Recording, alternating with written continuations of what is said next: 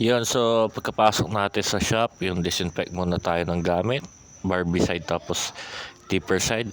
Yun, so proud to say, bragging rights ako, nag-iisang barbero na gumagamit ng Barbie side to clipper side sa buong bayan ng Malasiki. Yan, so every after customer, as much as possible or before, dinidisinfect ko lahat ng gamit ko. Yan. So, para malinis lahat ng dadapo sa bawat customer. Nagpapalit rin ako ng blade kada customer. Everyday din ako nagpapalit ng barber cape. Tapos, everyday din akong my neck strips. Yun. So, para malinis lahat. Yan. So, minimake sure natin na susunod na customer is malinis lahat ng ating gamit. Wala tayong alalahanin na germs or any maililipat na sakit whatsoever. Yan, kaya meron tayo niyan. Para meron din mga ibang customers natin na medyo mitikuloso pero hindi naman lahat. Pero deserve naman ng kahit papaano, kahit sinong customer na makitang malinis lahat ng gamit ng barbero bago dumapo sa kanilang mga balat. Yun lang. So ito na. Taga saan ka? Taga dito ka lang. Taga? Ha? Matagal ka na nandito? Matagal ka na nandito? Ba? No. Yun, so wala man tayong pera, pinapasok ko si tropa. Yan, so gugupitan ko siya. Yan, so wala kayong kailangan palilangan kasi nagdi-disinfect tayo ng gamit natin afterwards. Yan, so good grace ko na lang din kaya ginupitan ko si tropa. Yan, hindi dahil sa wala siya sa matinong isip kailangan natin siya pagtripan, hindi. Ginupit ako siya actually na maayos. Yun, so since Men's Mental Health Month ngayong buwan, yun, so wag natin kapaproblema ang problema. Harapin natin ang problema at malalagpasan yan lahat. Lahat ng problema may solusyon.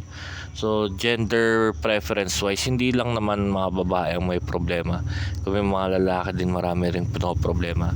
Yun, so sana rin magkaroon rin ng awareness na importante din ng mental health namin mga lalaki. Yun, so balik tayo sa tinatanong ko ang tropa ko taga saan siya, kung paano siya napadpad na Malasiki. Yun, so may nabanggit siyang lugar, Loyola, tapos Loyola tapos Santolan. Yun, so hindi ko alam kung saan yun, Pasig somewhere something ata or Makati. Yan, so taga dun yun tropa. Yan, so ginupitan natin siya na maayos. Actually nga dapat nga may mga institution dito sa atin or na nag-aasikaso sa mga taong ganito kay tropa na nawalan na ng landas, nawalan na ng katinoang isip dahil sa problema man or ibang dahilan man. Yun, so hindi naman sana kahit sa mga katulad niya na homeless or wala na sa katinoang isip is magkaroon rin sana ng lugar para sa kanila para makarecover. Kung kaya mo makarecover, at least makapag-aruga sa kanila. Yung ginupit ko kay tropa, bald fade comb over. Yan. So para makita ninyo, hindi ko siya pinagtripan. Yan. So sa CN's Barbershop may ako nagugupit sa loob ng public market, Malasiki, Pangasinan. So yung mga pan-disinfect is nabili ko sa DKC. Ilalagay ko na lang yung link ng Lazada tapos TikTok shop nila sa baba ng video. Thank you po. Papa. Una yan si Undoy.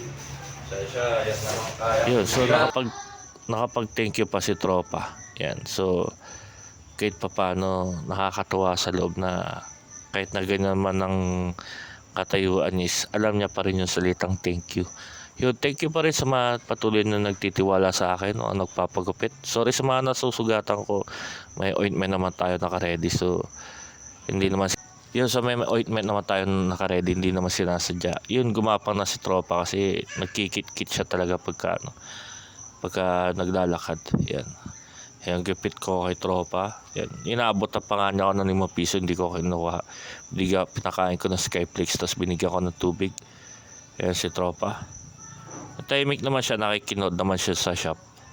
Yan, naka-pair na lang din ako. Yan, so yun lang yung video. Maraming salamat sa panonood.